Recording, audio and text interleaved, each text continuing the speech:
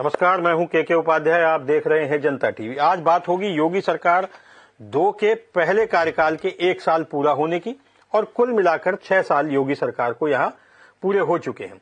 इन 6 सालों में उत्तर प्रदेश कितना बदला, उत्तर प्रदेश में क्या तरक्की हुई है, क्या आर्थिक मोर्चे पर सफलता मिली है, क्या महिला सशक्तिकरण की बात की जा सकती है, कानून व्यवस्था का मामला हो या तमाम सारे ऐसे मुद्दे हों जो योगी कार्यकाल में अपनी उपलब्धियों के रूप में योगी ने आज मुख्यमंत्री योगी आदित्यनाथ ने 25 मार्च शनिवार को प्रेस कॉन्फ्रेंस की और ये गिनवाया। 1 साल तो पूरा हुआ है दूसरे कार्यकाल का और 6 साल का लगातार मुख्यमंत्री रहने का उत्तर प्रदेश का रिकॉर्ड भी योगी आदित्यनाथ के नाम आज हो गया है। ये 6 साल कैसे रहे, किस तरह से इन 6 सालों में उत्तर प्रदेश में बदलाव हुआ, आइए पहले ये रिपोर्ट देखते हैं, फिर हम अपने वक्ताओं के पास चलें।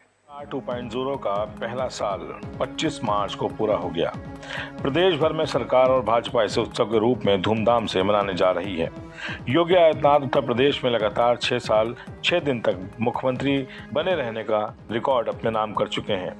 सीएम योगी आदित्यनाथ लोक भवन में सरकार के दूसरे कार्यकाल के 1 वर्ष की उपलब्धियां गिनाने भी पहुंचे। अब जिला स्तर पर प्रभारी मंत्री पत्रकार वार्ता के जरिए सरकार की उपलब्धियां गिनाएंगे। प्रदेश के अंदर हुए कार्यों को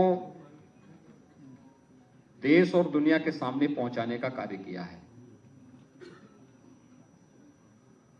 6 वर्ष पहले उत्तर प्रदेश कहां था और इन 6 वर्षों के अंदर जो परिवर्तन हुआ है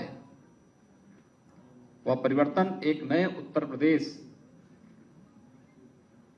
की गाथा को सबके सामने भी रखता है। और मुझे बताते हुए प्रसन्नता है कि ये 6 वर्ष उत्तर प्रदेश के लिए अत्यंत महत्वपूर्ण रहे हैं। फुल मेजॉरिटी की सरकार और सरकार की स्थिरता का मतलब क्या होता है, यह भारतीय जनता पार्टी की सरकार ने उत्तर प्रदेश के अंदर परस्पर समन्वय और संवाद के माध्यम से उसे प्राप्त किया है। मुख्यमंत्री योगी आदित्यनाथ की बात करें तो 2022 में भाजपा ने उनके ही नेतृत्व में चुनाव लड़ा और 273 सीटों के साथ रिकॉर्ड जीत हासिल की। योगी ने दूसरे कार्यकाल के लिए 25 मार्च 2022 को मुख्यमंत्री पद की शपथ ली थी। उनके साथ उप मुख्यमंत्री केशव प्रसाद मौर्य और ब्रजेश पाठक और 50 मंत्रियों ने भी शपथ ली। योगी सरकार 2.0 का पहला वर्ष 25 मार्च को पूरा हो गया, लेकिन योगी ने पहली बार मुख्यमंत्री पद की शपथ 19 मार्च 2017 को ली थी। इस लिहाज से 25 मार्च को योगी का कार्यकाल 6 साल 6 दिन का हो गया है। प्रदेश में आए बदलावों के बारे में बताते हुए उनका कहना है कि कानून व्यवस्था सबसे बड़ा मुद्दा था जिस पर योगी सरकार ने सबसे ज्यादा काम किया। कानून व्यवस्था कैसे होनी चाहिए, उत्तर प्रदेश जैसे राज्य के बारे में लोग कहते थे यह संभव है, उत्तर प्रदेश की टीम ने उसे संभव बना दिया। लेकिन इसके लिए प्रयास हुए, पुलिस रिफॉर्म हो इसके लिए प्रयास किए गए।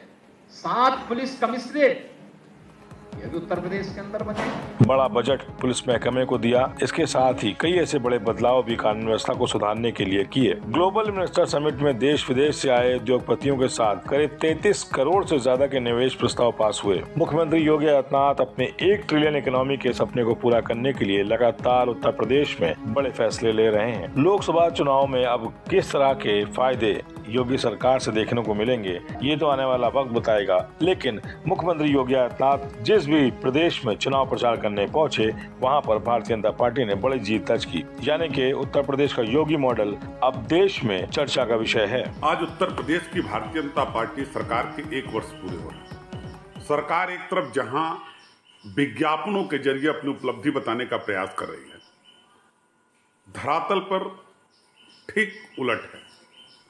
क्योंकि एक तरफ आलू किसान परेशान है, दूसरी तरफ गेहूं की फसल, सरसों की फसल पैदा करने वाला किसान ओलावृष्टि से परेशान है। किसी को मुआवजा नहीं मिल पा रहा। 2022 बीतने के बाद भी किसानों की फसल की आय दुगनी नहीं हो पाई।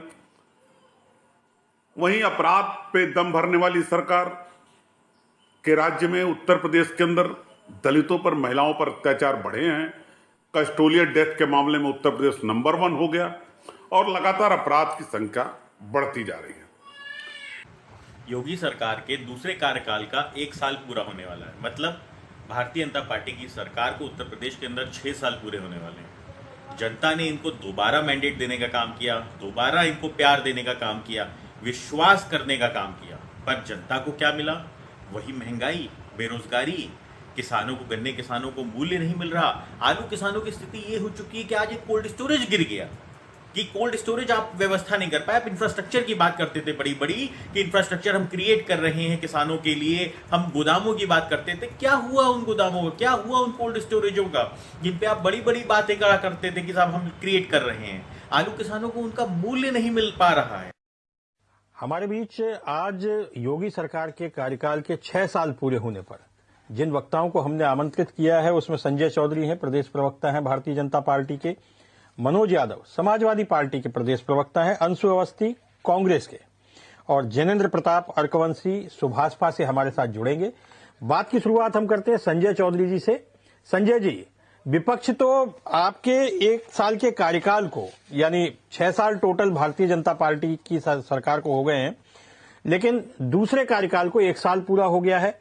शिवपाल यादव जी ने ट्वीट किया है कि वे इस सरकार के कार्यकाल को 0 नंबर देंगे।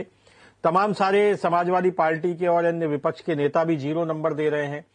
आप कैसे उत्सव मना रहे हैं? किस तरीके से?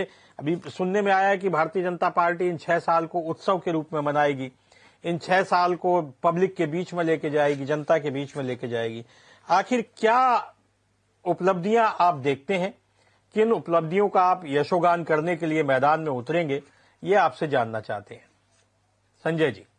दादाजी, देखिए, आज के दिन उत्तर प्रदेश में भारतीय जनता पार्टी की सरकार के 6 साल पूरे हुए हैं और ये ऐसे 6 साल है जिसमें उत्तर प्रदेश की जनता ने योगी आदित्यनाथ जी के नेतृत्व में एक ऐसे मुख्यमंत्री को दोबारा चुनकर भेजा है जो उत्तर प्रदेश के राजनीतिक इतिहास में सबसे लंबे समय तक मुख्यमंत्री रहा है।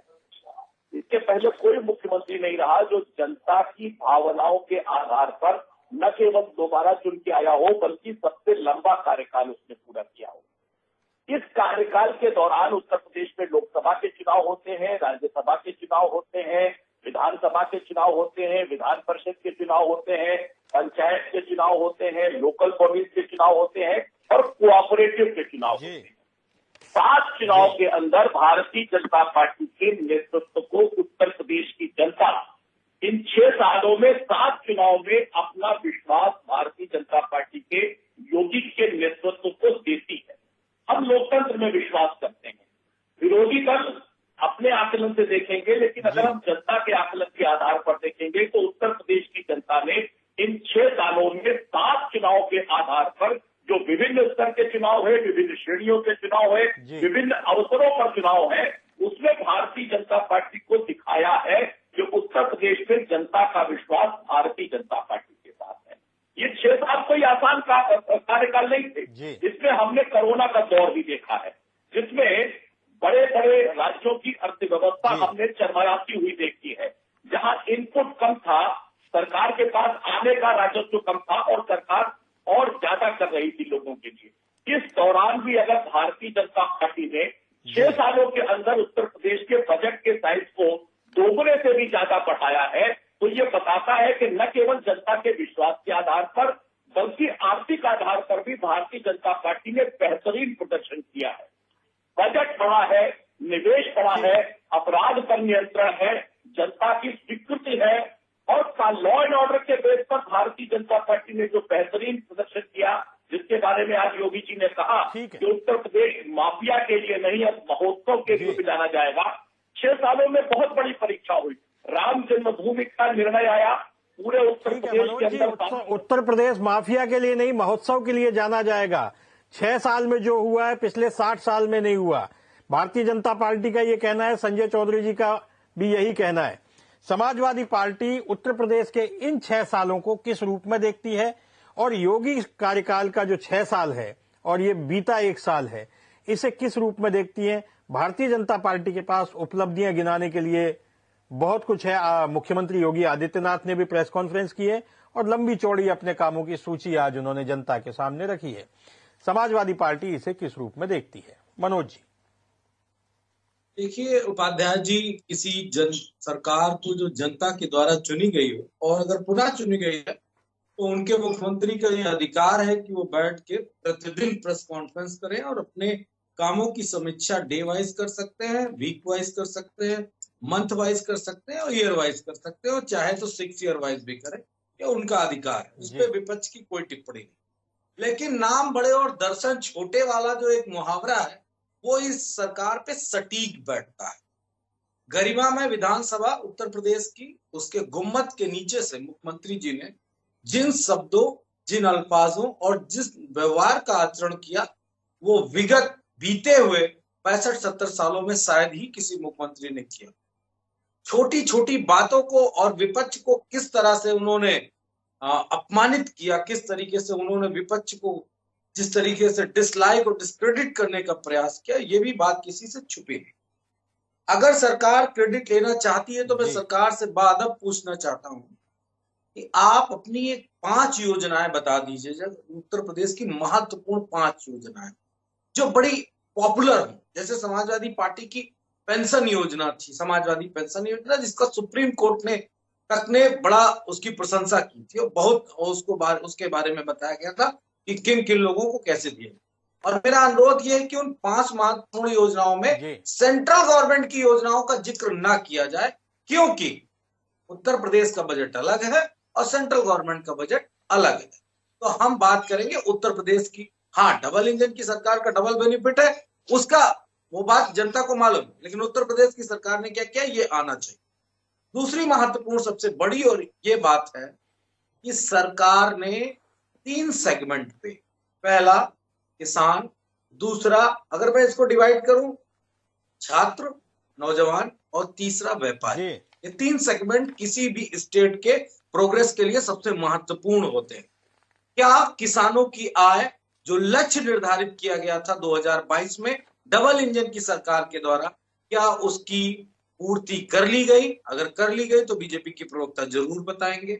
दूसरा, नौजवान और जो छात्र हैं जिसको 2 करोड़ हर साल प्लस 70 लाख हर साल, यूपी के मुख्यमंत्री जी ने 70 लाख हर साल देने की बात कही थी, क्या वो लक्ष्य हासिल कर लिए गए? अगर कर लिए गए तो उसके आंकड़े ऑथेंटिक रूप से चाहिए। तीसरा, व्यापारी, किसी भी प्रदेश के डेवलपमेंट और उसकी आर्थिक रीढ़ को मजबूत करने के लिए व्यापारियों का महत्वपूर्ण योगदान होता है।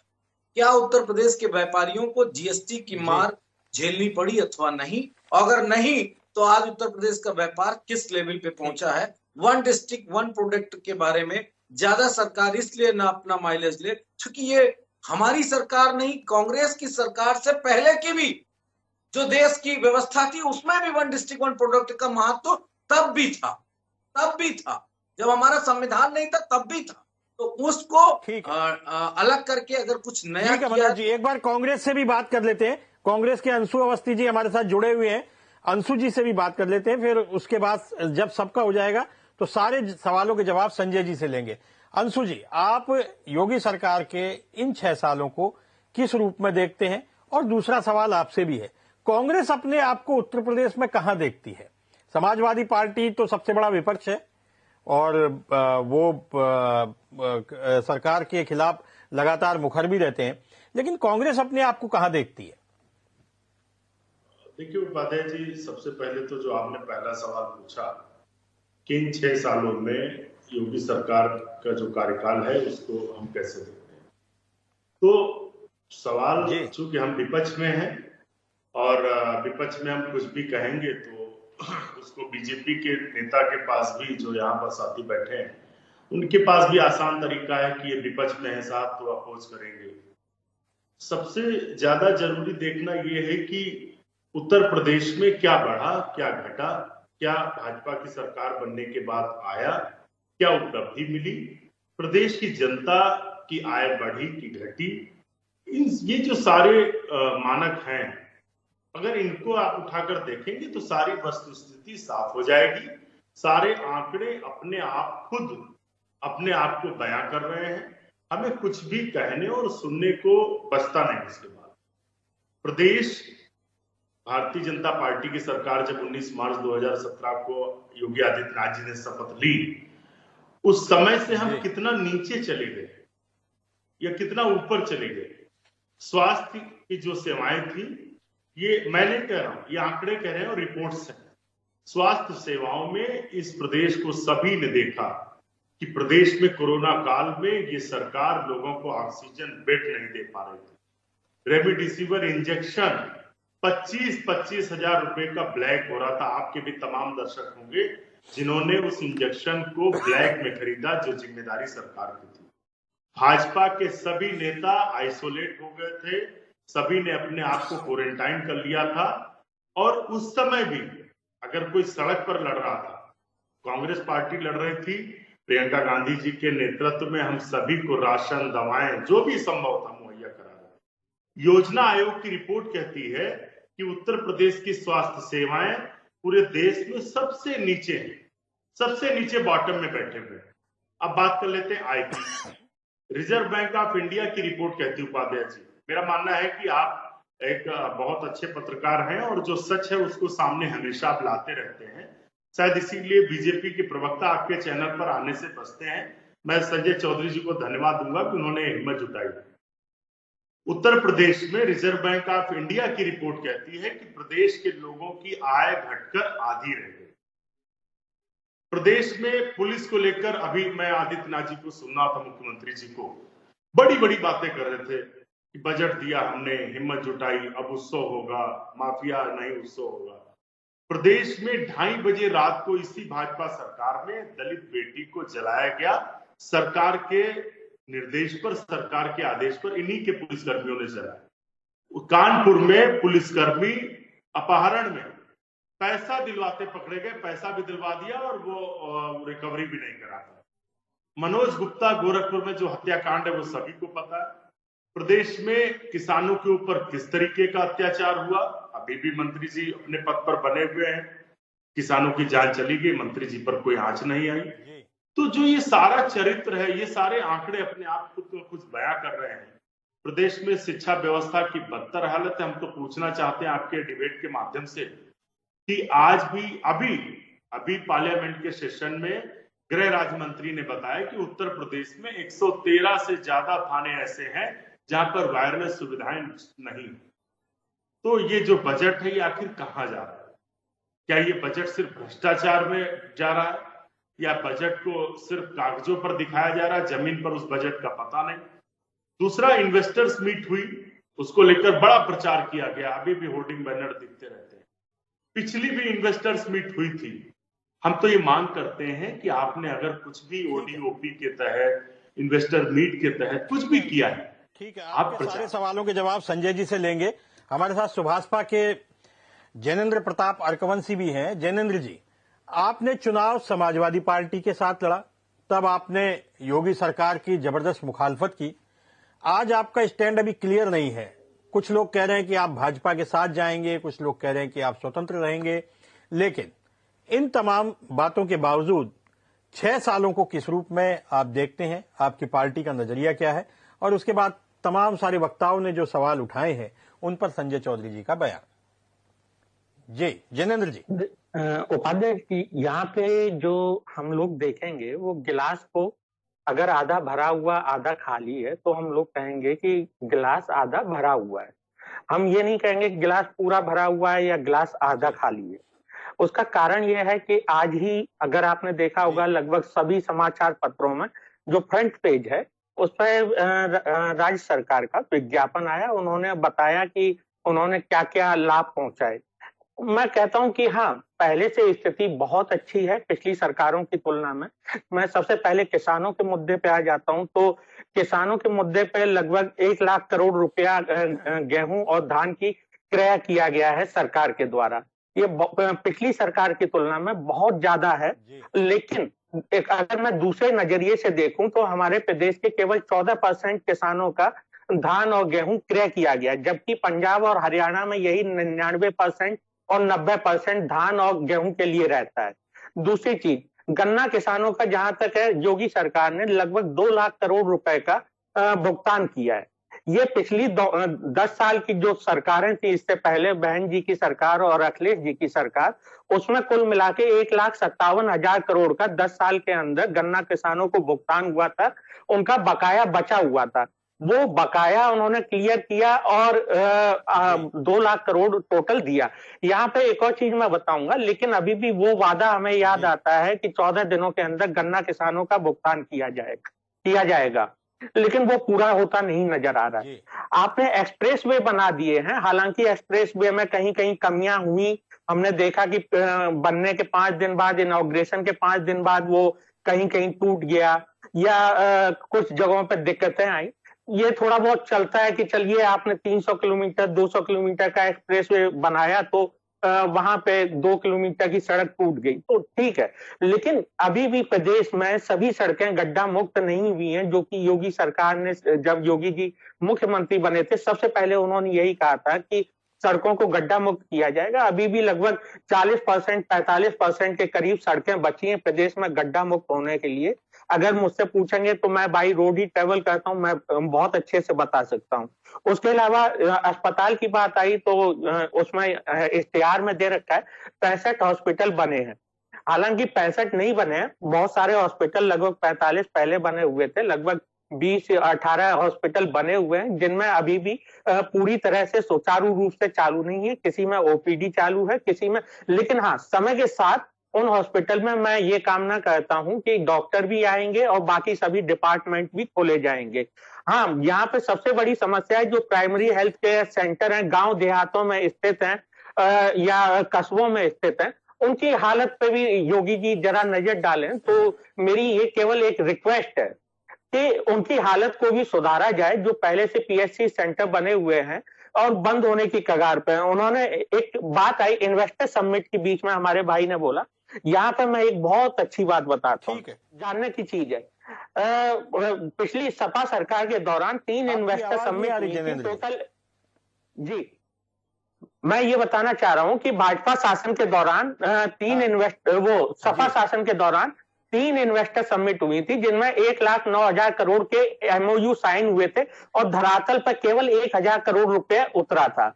अभी उत्तर प्रदेश में भाजपा की सरकार आने के बाद पिछले 6 साल में 3 इन्वेस्टर समिट हुए हैं। मैं तीसरे वाले को छोड़ देता हूं। पहले 2 में जो इन्वेस्टर समिट हुए हैं उसमें से 4,29,000 करोड़ के पहला इन्वेस्टर समिट था, उसमें से लगभग 1,80,000 करोड़ रुपया धरातल पे उतरा, लगभग 45%।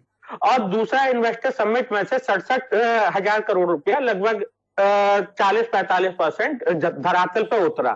तो इस हिसाब से मैं कह सकता हूं कि ये इन्वेस्टर समिट सफल होते हुए नजर आ रहे हैं बनिस्पत की पिछली सरकार के द्वारा किए गए 3 इन्वेस्टर समिट में से केवल 1% पैसा धरातल पे उतर पाया। यहाँ पे 40% पैसा धरातल पे उतरता हुआ हमें नजर आ रहा है। तो इससे मैं कह सकता हूं कि आने वाले समय में हो सकता है जो तीसरा इन्वेस्टर समिट हुआ है, इसमें जो योगी सरकार ने अपना लक्ष्य रखा हुआ है, उसका अगर 40% भी धरातल पर उतर आता है तो ये बड़ी खुशी की बात होगी। ठीक है जी, ठीक है। संजय जी, बहुत सारे सवाल आपके लिए हो गए हैं। किसानों की आय दोगुनी करने की बात थी, किसानों की आय का क्या हुआ? नौजवानों के लिए 70 लाख हर साल देने की बात हुई थी, उसका क्या हुआ? और विपक्ष को अपमानित समय समय पर किया जाता है, ये मनोज यादव जी कह रहे थे। 5 योजनाएं ऐसी बता दीजिए जो राज्य सरकार की हो। उनका कहना है कि आप सेंट्रल को छोड़ दीजिए। स्वास्थ्य सेवाओं पर कांग्रेस ने सवाल उठाए हैं, सड़कें गड्ढा मुक्त नहीं हुई हैं, ये सुभाषपा का भी कहना है।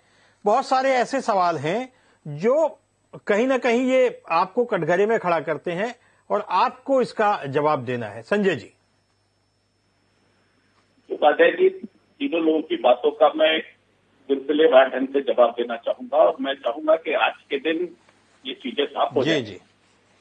मैं सपा के मित्र से जानना चाहूंगा कि एमएसपी क्या थी गेहूं की जब 2014 में 1230 रुपए की एमएसपी गेहूं की थी, आज 2150 रुपए की एमएसपी है। इसके साथ साथ जब हमारी सरकार आई तो हमने 1,36,000 करोड़ का उत्तर प्रदेश के किसानों का ऋण माफ किया था। इसके साथ साथ हम उत्तर प्रदेश के किसानों की सिंचाई की सारी अपूर्ण योजनाओं को पूर्ण करके उनके पास बेहतर सिंचाई लेकर आए हैं। इसके साथ साथ हमने सोलर लाइट के प्रोजेक्ट लगाकर उनके सिंचाई की सुविधाओं का विस्तार किया है और इसी का परिणाम है कि उत्तर प्रदेश के किसानों का उत्पादन बढ़ा है। बढ़े उत्पादन का भुगतान हमने उनके अकाउंट्स में किया है और सबसे ज्यादा कृषि उत्पादों की हमने खरीद की है। रही बात गन्ना किसानों की, तो उत्तर प्रदेश की लगभग 100 ऐसी चीजें मिले हैं जो 3 दिन के अंदर भुगतान कर रही है। तो कृषि के क्षेत्र पे जो लोग बात करते हैं, हमने दोगुने के स्तर पर किसानों की आय को पहुंचाया है। न केवल उनके गांव तक बिजली पहुंचाई है, सड़क पहुंचाए हैं, उनको आवास दिए हैं, शौचालय दिया है, उनके जीवन के स्तर को भी बढ़ाया है और उनके आय के स्तर को भी लगभग दोगुने तक पहुंचाकर दिखाया है। बात नंबर 2, एजुकेशन की बात करते। 1 साल के अंदर उत्तर प्रदेश के 4 विश्वविद्यालयों ने राष्ट्रीय शिक्षा मूल्यांक A++ अगर 4 यूनिवर्सिटीज में प्राप्त किया है तो ये इस बात की निशानी है कि उत्तर प्रदेश में शिक्षा का स्तर बढ़ रहा है। पहली बार उत्तर प्रदेश के अंदर बेसिक शिक्षा के जो स्कूल हैं, उन बेसिक शिक्षा के स्कूलों में बच्चों का प्रतिशत बढ़ा है, ज्यादा बच्चों का उसमें एडमिशन हुआ है और ये हाई टाइम सबसे ज्यादा है। उत्तर प्रदेश की योजनाओं की बात करने वाले, मेडिकल की बात एक और हो रही थी। अभी उस देश के अंदर देश के 10 अच्छे जो मेडिकल कॉलेजेस हैं उनकी लिस्ट आई थी। उसमें से 6 मेडिकल कॉलेज उत्तर प्रदेश के आए थे। ये एक सार्वजनिक रिपोर्ट है। पहले 2017 के पहले एमबीबीएस की सीट लगभग 1860 थी, आज वो लगभग 7620 के आसपास पहुंच गई है। अगर एमबीबीएस की सीट बढ़ी है तो ये बताता है कि उत्तर प्रदेश में मेडिकल कॉलेजेस बढ़े हैं।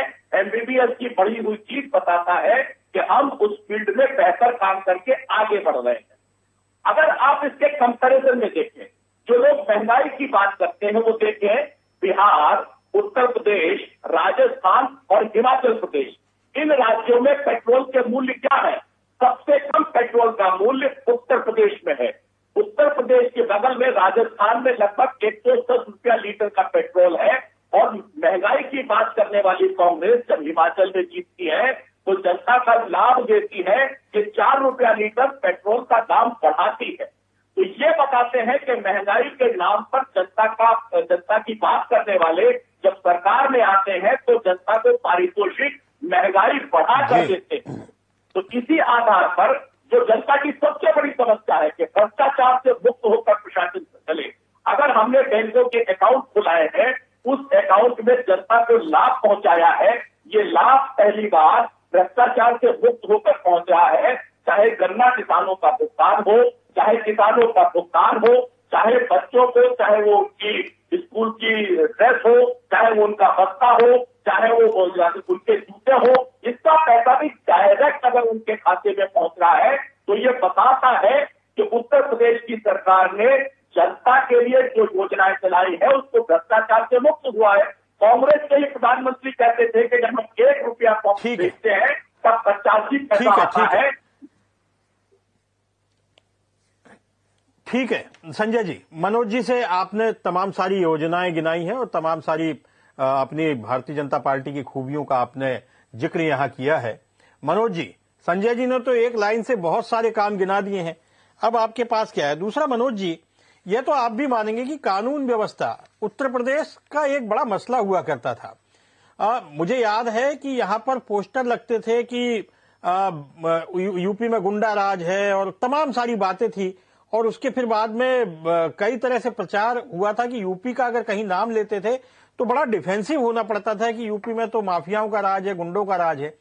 आज ये तो आपको भी मानना पड़ेगा, विपक्ष को भी मानना पड़ेगा कि कानून का राज कायम हुआ है। माफिया जो ऑर्गेनाइज क्राइम था वो अब यूपी में नहीं है। और यही वजह है कि जो इन्वेस्टर समिट हो रही हैं उसमें उद्योगपति अपना इन्वेस्ट करने के लिए यूपी में आ रहे हैं। ये पहले नहीं होता था। मनोज जी, देखिए केके जी, एक बड़ी महत्वपूर्ण बात सामने आई कि कानून व्यवस्था को लेके उत्तर प्रदेश की सरकार बड़ा सिंसियर है। तो मेरी जिम्मेदारी जो विपक्ष के नाते है, वो तो हम पूरी करते हैं, समय समय पे सवाल उठाते हैं, लेकिन एक टैक्टिस खत्म हो गई। 2012 से 17 के दौरान उत्तर प्रदेश में जब कानून व्यवस्था बिगड़ने पे उत्तर प्रदेश के मुख्यमंत्री का हर चैनल पे फोटो लग जाता था और ये कोट करके कहा जाता था कि ये मुख्यमंत्री हैं और इनके प्रदेश में ये लॉ एंड ऑर्डर का विषय है। और मुख्यमंत्री भी संवैधानिक शपथ लेने की वजह से उसको डिनाई नहीं करते थे और कहते थे हाँ उत्तर प्रदेश में लॉ एंड ऑर्डर का सब्जेक्ट है। क्यों? क्योंकि इतना बड़ा प्रदेश है, आपराधिक घटनाएं होती हैं। लेकिन अब किसी मुख्यमंत्री का टीवी पे फोटो नहीं चलता है और ट्रायल नहीं होता है लॉ एंड ऑर्डर के मामले में, चाहे बीजेपी का कोई नेता गोलियों से दिन दहाड़े भून दिया जाए, चाहे 4 किसानों के ऊपर बीजेपी के मंत्री का बेटा गाड़ी चढ़ा के उनकी मौत कर दे, चाहे इनका विधायक किसी हमारी बहन बेटी के प्रदेश की रेप करके हत्या कर दे, उसके परिवार को नष्टो नाबूद कर दे, हाथरस की बहन के साथ रेप करके, और उत्तर प्रदेश के एडीजे के द्वारा कहा जाता रेप तो हुआ नहीं साहब, तो बात को सीबीआई ने कहा कि नहीं रेप हुआ। तो ये जो एक नरेशन है ये बंद हो तो फिर दुनिया में तो नाम होगा। अगर आपका चैनल और मीडिया योगी आदित्यनाथ की फोटो जैसे आज आपने लगाई है, इतनी अच्छी सी फोटो लगाई है विधानसभा के सामने, वैसे क्राइम की हिस्ट्री के साथ लगाएंगे तो आज भी यही नैरेटिव बनेगा पूरी दुनिया में और प्रदेश में, इसीलिए वो नैरेटिव बनना बंद हो। हाँ, हमारे समय में हम न्यायपालिका का काम अपराध को लेकर न्यायपालिका के जिम्मे डाल रहे थे। इस सरकार ने न्यायपालिका वाला भी काम करना शुरू कर दिया। ये एक नई प्रगति है। इस पे आने वाली सरकारों को और हमारे जो कांग्रेस के मित्र हैं इनके भी राज्यों को मैं चाहूंगा कि न्यायपालिका को थोड़ा सा किनारे कर दो, कुछ काम आप लोग अपनी सरकार से भी करा लो। न्यायपालिका के पास बड़ी पेंडेंसी वैसे भी है, तो ये एक महत्वपूर्ण है। अर्कवंशी जी ने एक बड़ी अच्छी बात कही कि 5.5 लाख करोड़ में से 1,45,000 करोड़ रुपए का इन्वेस्टमेंट उत्तर प्रदेश में उतर गया। इनकी पार्टी के विधायक और इनके कार्यकर्ताओं को उसमें से 45,000 करोड़ का लाभ मिल गया है, ऐसा मैं उम्मीद करता हूं। 14,000 करोड़ रुपए की मात्र योजनाओं का इम्प्लीमेंटेशन जमीन पे हो पाया है पूर्व की सरकार के द्वारा, जो 5.5 लाख करोड़ का एमओयू साइन हुआ था। 5.5 लाख करोड़ का 14,000 करोड़ रुपए कितना होता है ये बेहतर अर्कवंशी भी जानते होंगे, और कहां हुआ है, कितना हुआ है, ये हमारे कांग्रेस के मित्र इन्हीं के जनपद का मामला है। कोई फैक्ट्री रिवॉल्वर की लगी है, वो किस हद तक पहुंच गई है, वही एक है इन्वेस्टमेंट ढंग का। और बाकी नोएडा में तो इन्वेस्टमेंट हर साल हर सरकार के द्वारा आते हैं और लगते हैं, क्योंकि वो हब है इन्वेस्टमेंट का और पूंजीपतियों के लिए। तो सरकार ने कोई बड़ी बात नहीं की। लेकिन 3 सवाल मेरे हैं, स्वास्थ्य, शिक्षा और सुरक्षा। सुरक्षा के बारे में मैंने डिफाइन कर दिया। स्वास्थ्य के बारे में जब एक पिता अपने बच्चे को 17 किलोमीटर उसकी लाश को लेके कंधे पे चलता है तो उत्तर प्रदेश का सीना गर्व से देश में भूल जाता है कि देखिए योगी आदित्यनाथ की सरकार में एम्बुलेंस गो हो। और कहां चली गई ये नहीं पता है। दारू लेने गई है डॉक्टरों की पार्टी के लिए या अधिकारियों के लिए, या उनके किसी और व्यवस्था में लगी हुई है। एक बाप अपने बेटे को लेके, ये एक घटना होती तो मैं उसको कह के इग्नोर कर देता। इस तरह की सैकड़ों घटनाएं प्रतिदिन आती हैं उत्तर प्रदेश में। ये बीमारू राज्य की पहली निशानी है जिस स्टेट के पास इतना बड़ा बजट हो। और एक बात कह दूंगा तो सब क्लियर हो जाए, पिछली बार बजट था 27,434 करोड़ रुपए पीडब्ल्यूडी का। खर्च कितना हुआ के उपाध्याय जी? मात्र 28%। ये मैं नहीं कह रहा हूं, ये विधानसभा की रिपोर्ट कह रही है। जो सरकार 27,000 करोड़ रुपए में से मात्र उसका 28% रुपए खर्च कर रही हो तो इंफ्रास्ट्रक्चर का कितना डेवलपमेंट है ये बेहतर समझ सकते हैं। इस बार का बजट भी मेरे पास है, इसका रिकॉर्ड है। 21,149 करोड़ 62 लाख रुपए का बजट है नई सड़कों के लिए सरकार। पिछली बार का बचा पैसा है। और क्या बजट बनाया गया इस बार? बिग बजट, मतलब ऐतिहासिक, स्वर्णिम, पता नहीं क्या क्या शब्द इस्तेमाल किए गए। और सड़क बनाने के लिए उत्तर प्रदेश में मात्र 21,000 करोड़ रुपए जो पिछले साल का बचा हुआ है। तो मैं जवाब दीजिए। ठीक है मनोज जी, संजय जी से जवाब ले लेते हैं। संजय जी जवाब दीजिए, फिर मैं कांग्रेस के अंशु जी के पास आता हूं और फिर सुभाष पा। जी संजय जी जवाब दीजिए एक बार, ये तो आपके ऊपर लगातार उन्होंने मिसाइलें दाग दी। देखिए, आधा एक्सप्रेस वे बनाने वाले पूछते हैं कि 2 एक्सप्रेस बनाने वाले तो बताओ कि तुमने मुझसे कम कैसे बना दिया। तो मुझे लगता है कि जो चीज शीशे की तरह एकदम साफ है, जो चीज आंखों से दिखाई देती है, उसको अगर एक कबीर कहते हैं कि तू कहता बोथन की लेखी और मैं कहता हूं आखन देखी। उत्तर प्रदेश की जनता देख रही है कि एक आधा एक्सप्रेस वे बनाते हैं और उत्तर प्रदेश में 2 बड़े एक्सप्रेस के चुनाव के पहले बनाकर उत्तर प्रदेश में भारतीय जनता पार्टी ने दे दिए थे। एक हवाई अड्डा बनाते हैं तो अपने घर में बनाते हैं, और दूसरे अगर हवाई अड्डा बनाते हैं तो वो नोएडा में भी शुरू करते हैं और आजमगढ़ में भी शुरू करते हैं, अयोध्या में भी शुरू करते हैं। तो दोनों के विकास के पैमाने में अंतर है और यही अंतर जनता देखती है और जनता उसका प्रतिफल भारतीय जनता पार्टी को देती है। जो मेडिकल की बात, देखिए मेडिकल की बात हो, चाहे वो उत्तर प्रदेश के लॉ एंड ऑर्डर की बात हो, चाहे वो उत्तर प्रदेश के शिक्षा की बात हो, चाहे वो उत्तर प्रदेश के विकास की बात हो, चाहे वो उत्तर प्रदेश के निवेश की बात हो, हर मोर्चे पर भारतीय जनता पार्टी ने पिछली सरकारों के बेहतर काम किया है और उसी का परिणाम भारतीय जनता पार्टी को जनता ने दिया है। देखिए, अगर उत्तर प्रदेश का बजट साइज 2 गुने से ज्यादा हुआ है तो ये बताता है कि उत्तर प्रदेश का रेवेन्यू बढ़ा है। बढ़ा रेवेन्यू तभी होगा जब उत्तर प्रदेश में व्यवसाय बढ़ेगा। बढ़े हुए व्यवसाय के आधार पर अगर रेवेन्यू बढ़कर आ रहा है तभी बजट साइज बढ़ेगा। बजट साइज हवा में नहीं बढ़ सकता। और उत्तर प्रदेश में खनन में भी 2.5 गुने से ज्यादा, और उत्तर प्रदेश में कर के संग्रह के आधार पर भी जो बड़ी छलांग लगाई है वो ये बताने के लिए पर्याप्त है कि उत्तर प्रदेश का व्यापारी भी और उत्तर प्रदेश का किसान भी, उत्तर प्रदेश का नौजवान भी। देखिए, हमने वो दौर देखा है कि जब नौकरी के नाम पर उत्तर प्रदेश के 4 आयोगों के अध्यक्ष को हाईकोर्ट ने हटाया था।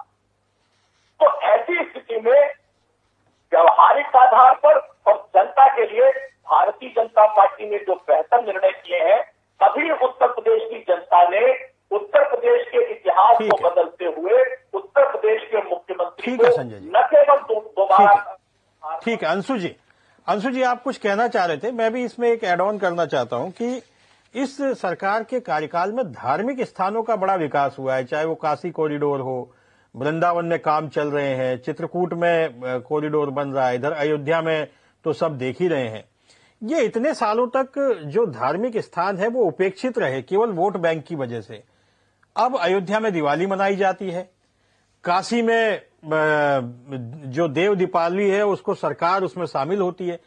तो ये आप लोगों की भी सरकारें रही, चाहे वो समाजवादी पार्टी की रही हो, कांग्रेस की भी उत्तर प्रदेश में एक जमाने में सरकारें हुआ करती थी। आप लोग जो हिंदू त्योहार होते थे उसको मनाने में डरते थे। समाजवादी पार्टी तो आज भी परहेज करती है इस तरह के आयोजनों से। तो ये एक जो रीति नीति है इसका बदलाव उत्तर प्रदेश में दिखता है। मुझे लगता है कि जनता के मन में ये सब बातें भी रहती हैं जब वो वोट देने के लिए जाती हैं। अंशु जी। देखिए उपाध्याय जी, जो प्रदेश की सरकार है, संजय जी ने बहुत सारी बातें की कि रेवेन्यू जनरेट हो रहा है। मुझे आप बताइए, जब कांग्रेस की सरकार थी उस समय जो डीजल और पेट्रोल पे एक्साइज ड्यूटी थी वो 3 रुपए 29 पैसे और 3 रुपए 18 पैसे के करीब थी। आज वो पहुंच गई कितनी, 12 रुपए 11 रुपए। तो आपने साहब 350-400 गुना ज्यादा वृद्धि कर दी और आप कहते हैं रेवेन्यू जनरेट हो रहा। अरे रेवेन्यू जनरेट नहीं हो रहा, आप जनता की जेब में डाका डाल रहे हो। डाका, आप जनता को लूट रहे हो, महंगाई बढ़ा। अंशु जी, जहां तक पेट्रोल डीजल की बात है, पेट्रोल डीजल कांग्रेस की जहां सरकारें हैं वहां सबसे महंगा है। राजस्थान में तो सबसे ज्यादा महंगा है, एक बात।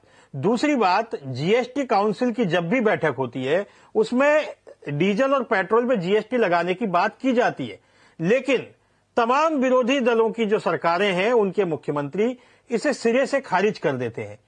तो ऐसे में फिर पेट्रोल डीजल कहां से सस्ता होगा। और एक बात हमें यह भी समझना चाहिए कि विश्व की सप्लाई चेन इस समय डैमेज है। रूस यूक्रेन युद्ध की वजह से पूरे विश्व में पेट्रोल डीजल के दाम सबसे अधिक है। भारत ने इसको कंट्रोल किया हुआ है। हमें इन तमाम परिस्थितियों को मद्देनजर रखते हुए भी बात करना चाहिए। अंशु जी, देखिए, आपने बिल्कुल अच्छा कहा। अगर इतना ही अपोजिशन का सम्मान बीजेपी सरकार करती है तो हम तो मांग कर रहे थे कि किसानों का कर्जा माफ करिए, लेकिन आपने कर्जा किनका माफ किया? उन उद्योगपतियों का जो देश का पैसा लूटकर भाग गए, और उनकी आवाज उठाने वाले राहुल गांधी की आप सदस्यता। यूपी में तो किसानों का कर्जा भी माफ हुआ है भाई। यूपी में किसानों का कर्जा माफ हुआ है पिछले कार्यकाल में। मैं अनुरोध कर रहा हूं, मेरी बात तो पूरी आ जाने दीजिए, कम से कम मेरी बात प्लीज आ जाने दीजिए। थोड़ा कड़वी है इसलिए मैं समझ सकता हूं। जी आप बोलिए। जी अंशु जी बोलिए। धार्मिक स्थलों की बात कर रहे हैं जी। देखिए, बहुत अच्छी बात है, धार्मिक स्थलों का विकास होना चाहिए और विकास एक सतत प्रक्रिया है। हमने दीवारें बनाई, प्लास्टर किया, आप उस पे पीवीसी पैनल लगा रहे हैं, बहुत अच्छी बात है। जो सतत विकास है, दिन पर दिन बढ़ता है, आप करिए, आपको बहुत अच्छा। हमने कूलर लगाया था, आपने एसी लगाया है, बहुत अच्छी बात है। ये कभी नहीं हुआ कि वो उपेक्षित रहे हों, और ये भी कभी नहीं हुआ कि उन त्योहारों को मनाने से कोई बचा हो। हाँ, और ये भी कभी नहीं रहा कि कोई डरा हो। फर्क कितना है कि हम धर्म को अपनी आस्था के अनुसार उसका आत्मसात करते हैं, एक दूसरे का सम्मान करते हैं, ये धर्म का सहारा लेकर दूसरे लोगों को डराते हैं। डरता कोई नहीं, ये डराते हैं। ये फर्क है हमारी इनकी धार्मिक मान्यताओं और आस्था में। दूसरा, डीजल पेट्रोल को लेकर बात कर रहे हैं। अगर इतना ही अपोजिशन का सम्मान करते हैं तो हम तो बार बार कह रहे हैं कि किसानों कर्जा माफ करिए। साहब, अडानी का पैसा बराबर बढ़ रहा है। आखिर सरकार, पूरा देश जानना चाहता है इस बात को कि अडानी एक व्यापारी है, कोई सरकारी व्यापारी तो है नहीं, सरकार तो है नहीं। तो सरकार अडानी को बचाने में क्यों लगी हुई? आखिर अडानी ऐसा कौन सा कमजोर नस या कौन सी पार्टनरशिप है बीजेपी से कि अडानी को बचाने में लगे हुए? कहते हैं अडानी का विरोध राष्ट्र का विरोध है। मुझे आप बताइए, क्या अडानी कोई देश है? अरे देश के वो एक उद्योगपति जैसे दूसरे भी उद्योगपति हैं। किसी दूसरे, आप नीरव मोदी में अंशु जी, मुझे लगता है कि आप राष्ट्रीय मुद्दे पे चले गए। ये बहस योगी के 6 साल के कार्यकाल पे है। मुझे लगता है कि हमें वहीं तक केंद्रित रहना चाहिए। अगर राष्ट्रीय मुद्दे पे बहस है तो इस समय बहुत सारे मुद्दे हैं, वो चाहे राहुल गांधी का मामला हो या अडानी का मामला हो या कोई और हो। ये बहस सिर्फ और सिर्फ उत्तर प्रदेश पर केंद्रित है और योगी सरकार के 6 साल पर केंद्रित है। मुझे लगता है कि आपको फोकस वही करना चाहिए और उसी से संबंधित जवाब देने चाहिए। अडानी वगैरह पे तो लगातार सभी लोग बात कर रहे हैं, आपकी पार्टी लगातार हमला कर रही है, वो उसको तो संसद में भी वो मामला चल ही रहा है। जी, हमला नहीं है, सच्चाई है। ठीक है, मैं मान लिया, मैंने आपकी बात से सहमत हूं, लेकिन अब ये बहस तो योगी के 6 साल पे है ना, अडानी के कार्यकाल पे नहीं है और न ही केंद्र सरकार के कार्यकाल पर है। जी अंशु जी, मुझे लगता है आवाज फ्री हो गई है। आप ये जो बात कह रहे थे, जो आप बात कर रहे हैं उत्तर प्रदेश के विषय में, अंशु जी देखिए, अडानी के शेयर किसने खरीदे? एलआईसी ने। क्या एलआईसी में उत्तर प्रदेश के लोगों का पैसा नहीं लगा है? क्या जिस तरीके की लूट हो रही, क्या उत्तर प्रदेश के लोगों का कोई बड़ा स्टेक है इस देश के राष्ट्र निर्माण में? बात हो गई, आप वापस घूम फिर के अडानी पर आ रहे हैं। ये मतलब ये सही नहीं है। आप घूम फिर के वही उसी पे आ रहे हैं ना। आप उत्तर प्रदेश पर भी फोकस करिए भाई। कांग्रेस इसीलिए जीरो है, मुझे लगता है कि उत्तर प्रदेश पे ध्यान ही नहीं है। देश पे ध्यान है, सबसे बड़ा राज्य है, उसके लिए आपके पास मुद्दे ही नहीं है बोलने के लिए। इसका मतलब भारतीय जनता पार्टी ने जो भी कहा है वो सच है। जी, गड्ढा मुक्ति के नाम पर इसी सरकार के मंत्री ने पत्र लिखा कि 60,000 करोड़ से ज्यादा जो गड्ढा मुक्ति के नाम पर फंड अलॉटमेंट हुआ, उसमें घोटाला हुआ। बस्ती में वो बाकायदा भ्रष्टाचार उजागर हुआ। 26 करोड़ से ज्यादा का पेमेंट कर दिया वहां के अधिकारियों ने। हम तो जानना चाहते हैं कि आज तक उन पर कार्रवाई क्यों नहीं हुई? 3 साल से ज्यादा हो गए, 3 साल, आखिर आज तक कार्रवाई क्यों नहीं हुई? कब होगी कार्रवाई? ट्रांसफर के नाम पर भ्रष्टाचार उद्योग चला। आज क्या उत्तर प्रदेश में किसी का काम ईमानदारी से हो रहा है क्या? जाति और धर्म देखकर कार्रवाइयां हो रही है, जाति और धर्म देखकर काम भी हो रहा है। अगर आप दलित हैं, अगर आप पिछड़े हैं, अगर आप किसी दूसरे वर्ग से आते हैं तो आपका काम नहीं होगा। सिर्फ एक लोगों का ही काम होगा, संजय चौधरी जी अच्छे से जानते हैं। तो प्रदेश में समय हमारे पास कम है। जैनेंद्र जी, इन 6 सालों को आप किस रूप में देखते हैं? तमाम विपक्ष की बातें आपने सुनी है। इन तमाम विपक्ष की बातों के बीच में आपने कुछ सवाल उठाए थे, संजय जी ने भी उसके जवाब दिए और मनोज जी ने भी आपकी बातों के जवाब दिए थे। इन सबके बीच में सुभाषपा अपने आप को कहां खड़ा पाती है? बहुत संक्षेप में जवाब दीजिए, फिर एक सवाल मनोज जी से और लास्ट में संजय चौधरी जी से, उसके बाद हम इस डिबेट को समाप्त करेंगे। मनोज भाई ने कटाक्ष चर्चा किया था। हमारी पार्टी को मैं स्पष्ट कर दूं, कोई फायदा नहीं मिला है भाजपा सरकार के आने के बाद या उससे पहले। किसी भी तरह का सरकार, जब हम सरकार में थे तब भी कोई फायदा नहीं मिला और सरकार से बाहर तब भी कोई नहीं फायदा मिला।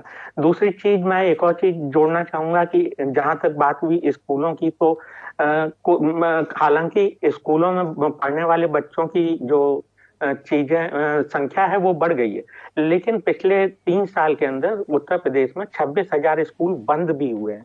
ये भी आपको देखना होगा। कॉपी किताब मिलने में अभी भी समय पर नहीं उपलब्ध हो पा रही है। कॉपी किताब या स्कूल ड्रेस सेशन शुरू होने के बाद उपलब्ध नहीं हो पाती है, उसमें देरी अब भी हो रही है। हालांकि उतनी देरी नहीं हो रही है, मैं वो भी बता रहा हूँ। जहां तक प्रति व्यक्ति आय की बात है, उत्तर प्रदेश में 44,500 रुपए से बढ़ के वो 95,000 रुपए पहुंची है। बहुत अच्छी बात है, लेकिन अगर सही मायनों में देखा जाए तो जो पिछली उन्नति थी, तरक्की थी, वृद्धि दर थी, उसके हिसाब से ये 1,33,000 रुपए प्रति व्यक्ति आय होनी चाहिए थी, लेकिन वो जो बढ़नी चाहिए थी, हालांकि उसमें बीच में कोरोना आया, 2-2.5 साल कोरोना में फंसी रही सरकार, लेकिन फिर भी मुझे लगता है 1,10,000, 1,12,000 तक ये अब प्रति व्यक्ति आय होनी चाहिए थी, ना कि 95,000 आज की डेट में। इसके अलावा मेरा एक बहुत बड़ा ठीक है मनोज जी, अब लास्ट में अंतिम सवाल, जल्दी, बहुत जल्दी। पिछला जो बजट था उसमें जो एलोकेशन हुआ था, एलोकेशन के जो एवज में खर्चा किया गया उन विभागों के द्वारा, वो बहुत कम हुआ। जैसे कि पिछड़ा विभाग के द्वारा वो केवल 12% खर्चा किया गया। तो मैं जानना चाहूंगा कि पिछड़ा वर्ग कल्याण ने 12% किया, ग्रामीण विकास ने 50% किया, नगर विकास ने 40% किया। ठीक है, संजय जी से जवाब लेंगे। मनोज जी, अब अंतिम सवाल यह है कि 6 साल के कार्यकाल में और पिछले 1 साल के कार्यकाल को समाजवादी पार्टी कितने नंबर देती है? बहुत संक्षेप में जवाब दीजिए। हालांकि आपकी पार्टी के वरिष्ठ नेता हैं शिवपाल यादव जी, उन्होंने 0 नंबर दे दिए हैं, फिर भी आप यहां मेरी बहस में बैठे हैं, तो आपसे भी मैं जानना चाहूंगा। जी मनोज जी। देखिए, मौजूदा सरकार को विपक्ष के द्वारा अगर नंबर लेना है और बेहतर अपनी सरकार का आकलन कराना है, तो सरकार को आंकड़े दुरुस्त करने पड़े। अगर सरकार के आंकड़े दुरुस्त नहीं है तो फिर विपक्ष कैसे मूल्यांकन करेगा? पंचायती राज का 16,000 करोड़ रुपए का बजट था, खर्च कितना हुआ पता है कि क्यों उपाध्याय जी? मात्र 8%। अब बताओ क्या आकलन कर ले? पंचायती राज का मतलब गांव से हुआ ना, भारत उत्तर प्रदेश तो गांव में बसता है, तो कौन सा आकलन कर लें? और मैं निवेदन करूंगा, मैं सरकार को नंबर नहीं दूंगा, लेकिन एक छोटी सी मेरी इनसे रिक्वेस्ट है, सलाह है, जो कुछ समझ लीजिए।